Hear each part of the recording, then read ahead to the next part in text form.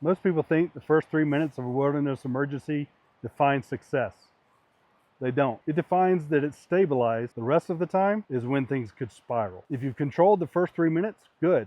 You scan the scene for safety, made sure you've controlled any major bleeding, check airway and breathing. Now's where a real test begins. Because minute 3 feels like success, people start relaxing way too early. In minutes 3 through 5, you have the illusion of stability, but adrenaline lies to you. The injured person says, "I'm okay." They try to stand up, the group exhales, "Oh, it's gonna be fine." They try to minimize the pain, but that adrenaline still masking symptoms. Internal bleeding doesn't announce itself loudly, and head injuries, they deteriorate quietly, sometimes over a long period of time. It can take up to an hour or even more for internal swelling of the brain to begin. So if they've conked their head, are they really okay? Shock develops slowly, and hypothermia can happen even when it's not snowing. Stability at minute 3 does not mean safety at minute 10. This is when experienced responders start slowing down as opposed to speeding up. They reassess every 5 minutes. They check the level of consciousness. Notice if there's any degradation in speech patterns, motor activity. They check the skin quality and color. They check breathing patterns. They also check pulse quality. Not just is the heart beating, but is it beating fast,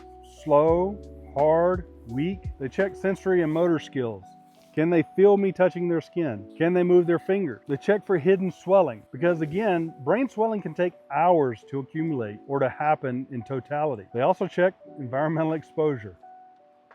Great timing. They don't assume improvement, they verify it, mainly because the hidden decline starts here. Between minutes 5 and 7 actually becomes the most dangerous part, the decision making under uncertainty. Do we move them now? Do we go call for help? Do we split up and let one group go one way and another group go another way? What if you're alone? What if it's only one other person? This is where poor judgment compounds the situation. We see common mistakes of people moving a patient way too soon. We see underestimating a brain injury or just a head injury in general, or how far a person can actually make it on a wounded leg. Every decision here locks in consequences that you deal with later. So the decision you make at minute 6 determines whether it's a rescue at hour 3. And most bad decisions aren't reckless. We want them to be minor. We want them not to have an impact at all. We also want it to avoid embarrassment and inconvenience. We want this to be resolved quickly. But as you can tell, the wilderness doesn't care about your optimism. It responds to physiology and environment. But in minutes 7 to 10, that's when the environment starts winning. Now the clock expands beyond the injury. Body temperatures stop dropping even in good weather. Pain increases the heart rate and oxygen needs. Stress accelerates fatigue, and dehydration quietly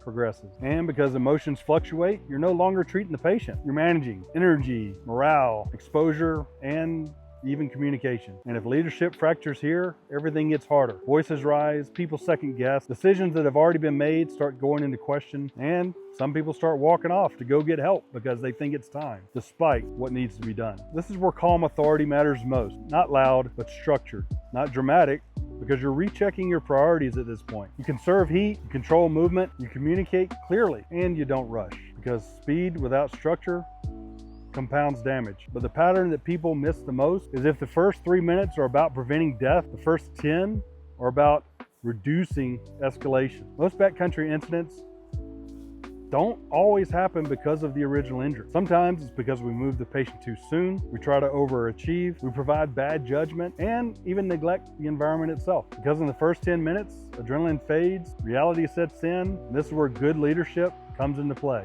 It either holds or it collapses. Things go into question, poor decisions get made. Good decisive outcomes are not determined by gear, extravagant improvisation, or even bravado. It's discipline, reassessment, measured decisions, environmental awareness, tonal control. The first 10 minutes reward structure over optimism and patience over ego. If you handle the first 10 minutes correctly, you reduce the chance of shock, hypothermia, or even rescue. Because escalation is rarely explosive, it's incremental. And incremental problems are preventable if someone is thinking clearly. In the backcountry, the first 3 minutes test your reaction. The first 10 minutes test your judgment. And judgment under pressure is what keeps you off of the rescue reports.